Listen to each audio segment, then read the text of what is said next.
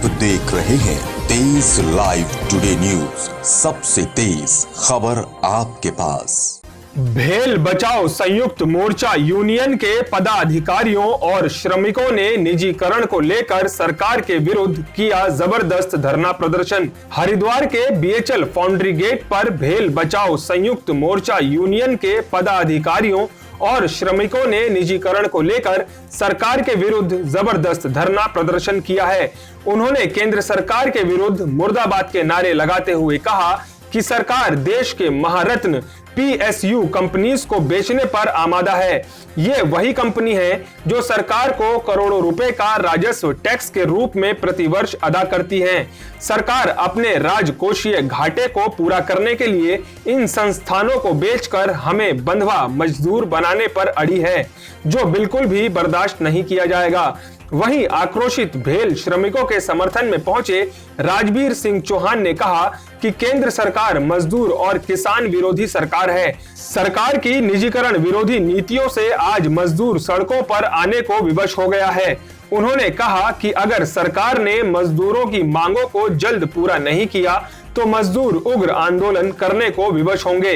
तेज live today news के लिए हरिद्वार से हमारे संवाददाता मोहम्मद आरिफ की रिपोर्ट। जिस तरह की डिक्टेटर सरकार केंद्र में बैठी हुई है, वो आम जन के लिए, चाहे मजदूर हो, किसान हो, आम वर्ग कोई भी हो, उसके लिए कहीं भी गंभीर नजर नहीं आ रही है। उसी कड़ी में आज हम सब लोग जो मजदूर एकता यहाँ पर आपको दिखाई दे रही है, ये खाली बीएचएल हरिद्वार में ही नहीं, पूरे देश में मजबूर होकर हमने आज, हमारे सेंट्रल लीडरों ने ये डिसीजन लिया, केंद्रीय नेतृत्व ने ये डिसीजन लिया है कि जिस तरह डिक्टेटरशिप सरकार हो रही है, इसको हिलाने के लिए, अपनी बातों को मंगवाने के लिए 26 तारीख की स्ट्राइक पर पूरा देश जाएगा।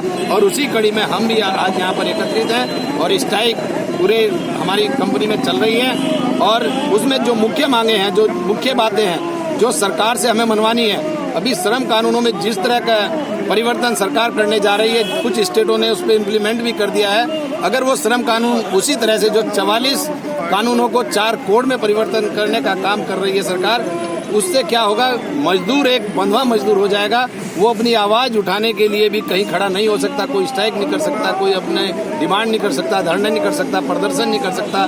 कहने का मतलब जैसे कंपनी मालिक चाहेंगे उस तरह से ट्रेड यूनियन और मजदूर बंधवा मजदूर करके ये सरकार बैठाना चाहती है। संगठन जो आज पूरे देश में निजीकरण की, पब्लिक सेक्टर को जो परंपरा चला रखी है, एक एक करके एक एक संस्थान को बेचा जा रहा है, उसे बिकने से रोकने के लिए भी हमारी आज की मुहिम है।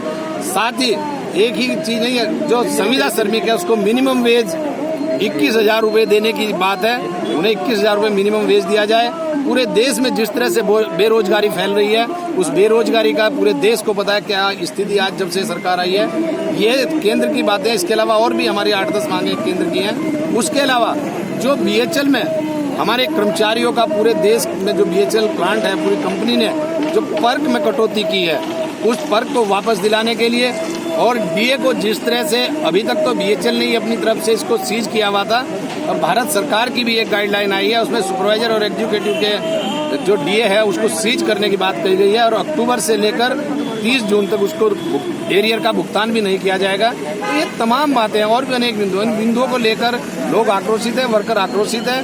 वो चाहता है कि हमारे जो ये बिंदु है इनको माना जाए, हमारी जो मांगे उनको माना जाए। आज हम सड़कों पर उतरे हैं और ये लड़ाई आज नहीं लड़ी हमने, आप भी देख रहे होंगे पिछले कई महीने से हम लड़ाई को लड़ते आ रहे हैं, लगातार लड़ते आ रहे हैं। और ये आज भी हमारी अंतिम लड़ाई नहीं है, ये तो केंद्र की कॉल है, उनके साथ तो हमें रहना ही रहना है। लेकिन इसके बाद भी हम लोग आपस में बैठेंगे तमाम संगठन और आगे की रूपरेखा तय करेंगे, हमें किस तरह से लड़ना है, किस तरह से आगे बढ़ना है। लेकिन जब तक हमारी बातों को नहीं माना जाएगा, हम चैन से बैठने वाले नहीं है। देश और दुनिया की ताजा तरीन खबरों को देखने के लिए आज ही हमारा YouTube चैनल लाइक, सब्सक्राइब और शेयर जरूर करें, ताकि आप तक पहुंचे हमारी खबर सबसे पहले। और हाँ, हमारा Facebook पेज फॉलो करना ना भूलें।